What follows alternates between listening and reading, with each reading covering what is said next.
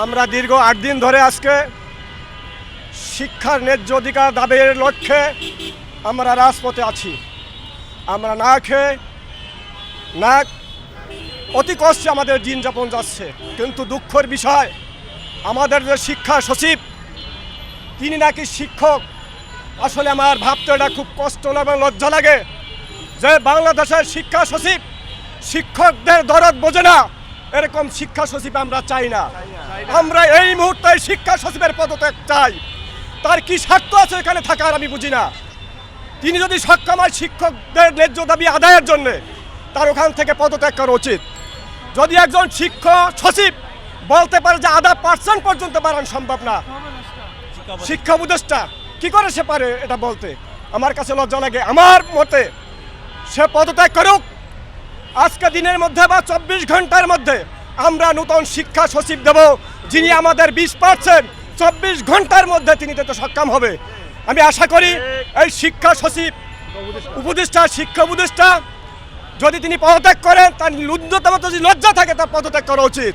আমরা তার সর্বক্ষেত্রে তার সার্বিকভাবে সমস্ত শিক্ষক পদত্যাগ চাই। যিনি এমন একজন শিক্ষা সচিব যিনি অন্যের পরামর্শ দিয়ে চলেন। যে শিক্ষক 7 বছর আগে রিটায়ার করছে, সেই শিক্ষকের পরামর্শ থেকে শিক্ষা উপদেষ্টা তার পরামর্শ নিয়ে চলেন। শিক্ষার যাদের মেরুদণ্ড জাতি সমস্ত শিক্ষা প্রতিষ্ঠান চালা চলতেছে, এরকম শিক্ষা প্রতিষ্ঠান আজ পর্যন্ত বন্ধ হয় নাই। দেশ গ্রাম গঞ্জে অতি একদম ক্ষুদ্র গ্রামে পর্যন্ত অজপরা গায়ের শিক্ষা প্রতিষ্ঠানটা বন্ধ হয়ে গেছে। কিন্তু শিক্ষা সচিব শিক্ষার যদি দরদ থাকতো, আজকের শিক্ষকদেরকে যারা মানুষ গড়ার কারিগর, যারা জাতির মেরুদণ্ড, তাদেরকে রাজপথে রেখে কিভাবে এরা মনে করে জাতির উন্নয়ন হবে? কশ্চিনকালেও সে জাতির উন্নয়ন হতে পারে না। আমি মনে করি এই শিক্ষা উপদেষ্টার পদত্যাগ করে, সে যেহেতু পারবে না, তার এখান থেকে তার পদত্যাগ চাই। আমি সমস্ত শিক্ষক অতি বিলম্বে তার এই শিক্ষা উপদেষ্টার পদত্যাগ চাই। তার পদত্যাগের মাধ্যমে এদেশের শিক্ষার অবশ্যই উন্নয়ন ঘটবে, জাতির উন্নয়ন ঘটবে, সমস্ত কিছু সব কিছু পাবে ইনশাআল্লাহ আশা করি।